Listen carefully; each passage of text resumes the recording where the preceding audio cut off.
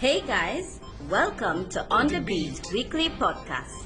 On the Beat is all about giving young people a voice. We explore all the interesting topics that affect us in the world today. So come, listen, enjoy, and be inspired. On the beat, on the beat. Yeah, good day everybody to all my listeners. This is Brent Balfour on the Beat. Welcoming you to our podcast today, and we have Anselm James in the house. What's up, Anselm? Yeah, I'm good. Yeah. So today we are going to talk about a good bit of stuff, right? We're going to talk a little of Singing Sandra. She died today. She was an icon in Trinidad and Tobago. And also we're going to talk about TikTok, social media, a little about sports as well. So before we move to that end of the program, let's start with Singing Sandra, and I'll turn over to Anselm to pay that tribute. Yeah, well, it's unfortunate that, this morning we heard the news that our big Calypso icon Singing Sandra has passed on. So, the Calypso fraternity has lost a really, really vital person. One of these songs I remember, I don't know about much other people, but I remember crying when she won with that song, Voices in the Ghetto. I believe is the correct name for the song. So we just want to pay tribute to the mighty Singing Sandra. Rest in peace. Coming on stage, Singing Sandra! Yeah. I remember growing up, and since I'm born, I know of Singing Sandra. I always hear about her in the Calypso tent and in all those competitions during the course of Carnival season, right? So moving on, we want to talk about TikTok, right? TikTok have this challenge, the blackout challenge, and it caused one of a child, basically a 9-year-old child, to lose his life in Trinidad and Tobago. And this challenge is a dangerous challenge. You're actually trying to black out yourself, make yourself become unconscious for what? And you are not winning nothing. You may lose something, and there's a dread loss too, because you will most likely lose your life. So, what do we say about that, about TikTok? Yeah, well, I would be first to say that these platforms, I don't really see them as an issue. I think it's the issue of how people use the platforms, So TikTok is good. All the other social medias, IG, etc. is good, but basically it's how people use these platforms. And I agree with you because, both of us are into technology. We fix technology, we enhance technology, and really it's all about the use. Same thing for money. Money is not really the evil thing. It's actually how you use the money as well. So social media should be used to engage that positive spin or to connect with people, right? Instead of bringing this sad news to society. Even the amount of problems it have. Yeah, and I think it's sad though, but I think one of the other issues for me personally is that these type of videos and these type of comments, etc. on these social platforms, these are the ones that get the like the most and view the most. And I think it's a problem that we have in society in general that causes these things to actually become popular. Because if the society like these things or view these things, then there's something wrong with the society, and the society is actually pushing youths into those kind of behaviors. I don't know what you think about that. Yeah, seriously, because remember, young people look up to stars. They look up to those who are actors, those who are singers, those who are dancers, and they try to follow that trend instead of seeking to know who they are for themselves, right? Instead of following that mentor, that unconscious mentor, because sometimes they do it unconsciously. They're looking for identity, and they're finding the identity in those superstars. And I'm not knocking the superstars, but it's all about knowing who you are first before you try to move forward in life. And I've listened to a talk show, and this talk show was highlighting Amanda Gorman, and she's 22 years old, and they actually combine TikTok, the social media network, youth, and everything in a nice way. And let's take a listen. Yeah, I know that we joke all the time, and I've said over the years that there's nothing I hate more than a talented 20-year-old. But I will say I will say this: when we talk about young people and their talent, it's usually reserved, especially on a platform like this, for pop stars or for actors. And to see her come out with that kind of talent at that kind of age, it's on a different level. And I'm with you, Keisha. I think that she needs to be pushed as far forward as she's willing to take, because she is the example that so many young people, TikTok, need to see, and they need to take an example from her. She is the one we should be paying attention to. You can still pay attention to everybody else, but we cannot let her slip, because she is the example that so many people have been looking for, and they haven't had it in front of their face because it's not in a meme, and it's not on a TikTok video, and it's not an Instagram post. And I hope she continues to get the recognition, because I think that as far as an example goes, she's one of the best that was on the stage yesterday. Yeah, so that is just talking about doing it real in a real stage, not just in your bedroom behind closed doors. There are a lot of talented young people out there, real talented young people, whether it's in sports or in entertainment, whatever it is. But how about coming out from behind the doors, and instead of using it to the detriment of someone else, how about uplifting society with your talent? Yeah, exactly. Use it for the positive, and I mean that's what this show is about as well, right? Highlighting the positive and encouraging youths to do positive things. So yeah, I encourage youths as well to take these platforms and use it for the positive. Showcase your talent, encourage somebody else.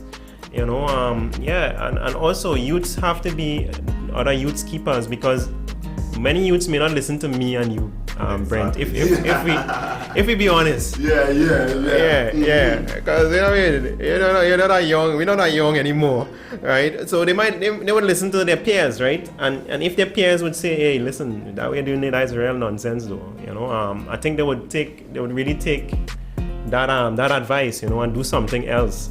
Like that same choke challenge. If next you tell you, listen, that is real nonsense, you could lose your life. If all your peers is in that same frame of mind, then I think that they would encourage people, or they discourage people, from doing that challenge. True. Ansel, me want to do a challenge? Yeah, I want to do a challenge, and the challenge I want to do is stop doing these foolish challenges. The most foolish challenge I ever did, but it was the most safest challenge that I ever did. What is that? Skydiving. Listen, I always wanted to skydive. In 2012, I had already planned on everything to do it, but I didn't get to do any skydiving as yet. Man. When we travel again, when this whole scenario finish, right? Skydive. We have to do it. We have to do it. It's a really good experience, and I want to go and do it again. Yes, I want to. And just flip in the air and do all kind of stuff, right? Yep. I saw actually on Instagram these guys playing football in the air. Raising the ball in the sky. Wow. Yeah. I was like, what? Yeah, these guys are so innovative. My mind went as, okay, if the ball happened to fall, who had it dropping on? Or who car it dropping on? And imagine you just see a ball fall from the sky. And it will hit you at a very good pace from that height. Exactly. That was just, it was a good challenge and a fun challenge as well. Talking about challenges, the Premier League, there are many challenges in the Premier League. And unfortunately, it seems like Frank Lampard has failed at a certain challenge. Can you enlighten us on your side, sir? Yeah. He's a Chelsea fan, by the way. Well, I came with my Chelsea gear, you know, but don't know, on that's the black kit. Yes. I came with the black kit today. Black pants, black shoes, black socks. Everything is black. Because you're in morning state. Yeah, moment of silence for Chelsea. Yeah, I mean, what went wrong with Frank Lampard, man? I mean, I think that the manager, those above him, actually lose confidence in what he's doing, as well as the players. I think the players were disgruntled, and I think we've seen it in a few clubs, that the players start to perform or underperform in order to get a manager out. And I think that's actually what was happening. That's my view, right? People may disagree. And so over the last few games, we keep losing all these different games. And yeah, that would build pressure on Frank. And of course, yeah, he would be fired, right? But I actually thought that they would have waited to the end of the season. That's your side Yeah, would I know. have waited. I know. Because the record you all have is your methods are all about changing coaches. Yeah, Changing this is what the managers. ninth coach Yeah. in since Abramovich has been. Exactly. Yeah, that's crazy too. Wow. Even though, for example, like how Conte won, and then the next season he got fired. Yep. Once it slipped, that is it. Yeah, that's it. Right? So basically, it wasn't a surprise in my part. Yes, sure, they always hope that management may have changed in their ways and maybe, okay, giving Frank a chance, seeing that he's a young manager and he have done well in his first season. Yeah, he did well. But yeah, it is what it is. It's a business. Yeah, this is a business. Yeah, and I know they certainly didn't want to finish way down the table. So I know that they were looking at that as well, and maybe the quicker they change, maybe the faster we'd get better results. So yeah, I mean, well, all the best to the new manager, and yeah, I mean, Chelsea for life. I still have to support my team. That's my team. You know, we see how it goes from here. But if you watch also, besides the Premier League between 1 and 10, the point gap is so small. Yeah, it is. Same thing in Serie A, in Italian football. Right. Yeah. Right? The top 4, the top 5, they are very, very close. Yeah. Very close. And even in the Spanish league as well, the Bundesliga could have been a little closer, but they are allowing Bayern to go again, right? So I mean, I think the COVID situation and the no fans have really balanced the field off, and there are good title challenges right now in those leagues. Yeah. The leagues are very, very evenly spaced out, and I'm looking forward to how it's gonna finish. I mean, nobody could really call it. You gotta be a real brave man to call, especially the Premier League, especially the EPL. as a betting man. Yeah, you gotta be really brave to say. I have to thank God Who's that gonna win? that I haven't end up in gambling and so on, because it would have been a really tough task this season to gamble on your own side. Yep, definitely. But yeah, let's talk about the NBA. These guys, Nets. Everybody rating up Nets, right? The big three. Harden, what is his name? Kyrie, and Durant. The big three. Yep. Yes, they're scoring, but they're not stopping the next side from scoring neither. Right, yeah, and we were discussing that right just before we came in here to do this program, and we were saying that these guys are superstars, and maybe they are too much of superstars, that they're not willing to put on that work in the defense. But you see, the argument for some people is that they now got together. So over a period of time, the chemistry will happen. We're not talking about the chemistry, we're talking about the other side of basketball. Yeah, which is the defense. Yeah, basics, right? And if it's one thing that I've learned, for those who don't know, I used to play basketball. Basics is basics in any sport. if you don't do the basics right, then obviously you're not gonna perform well. No matter who you are, you could be the biggest stars, you could be whoever. If you don't do the basics well, you're not gonna win. So defense is a very basic part of basketball, and yeah, of course offense. So you can't play only offense and no defense, right? So yeah, these guys, if they don't up their game, yeah, I think they're gonna be having some serious shocks. Yeah, because for people like Atlanta Hawks to carry them to overtime. Yeah, last night. Overtime. Yes, sure, they won the game, but it cannot be a struggle. The way people talking up nets. They should be blowing out teams. Yeah, they had to blow them. But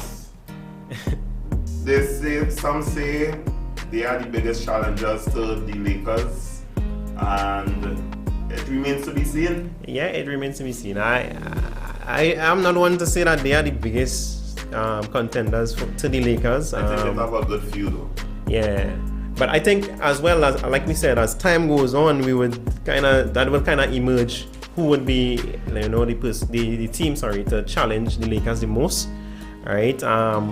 Yeah, I think Nets could give them a good challenge, but again, they have to work the flow. They have to go offense and defense, both sides of the game, else there's no chance for them. Well, Anselm, it was nice to chat with you again, right? Yeah. In the studio, and we want to hype up or hail out all the fans out there, all the listeners out there, and we thank you for tuning in this week, and look out for us next week again. So stay tuned, stay blessed, stay safe, and we are out. Thank you for listening to On The Beat podcast. Feel free to share, follow, and subscribe on YouTube, Spotify, Facebook, and Instagram. Stay blessed, everyone.